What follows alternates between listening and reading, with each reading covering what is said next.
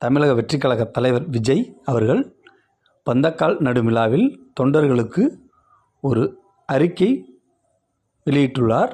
1 மணி நேரம் கூட நீங்கள் என்னை நினைக்காமல் இருக்க முடியாது, உங்களை நான் நினைக்காமல் இருக்க மாட்டேன். குடும்பங்களை மதிக்கத்தக்க இருக்க வேண்டும், குடும்பங்கள் மதித்தால்தான் நாடு மதிக்கும். தமிழக வெற்றிக் கழக தொண்டர்கள் இருப்பீர்கள் என்று நம்புகிறேன் என்று கட்சியின் தலைவர் விஜய் கூறியிருக்கிறார். மற்றவர்கள் சொல்கிறார்கள், கட்சி என்றால் என்ன தெரியும், மாநாடு என்றால் என்ன தெரியும் என்று மற்றவர்கள் சொல்வதை நம் நினைவில் வைத்து கொள்ளாமல் நம் இலக்கு என்னவோ, நம் மக்களுக்கு நல்லது நடக்க வேண்டும் என்று நான் நினைக்கிறேன்.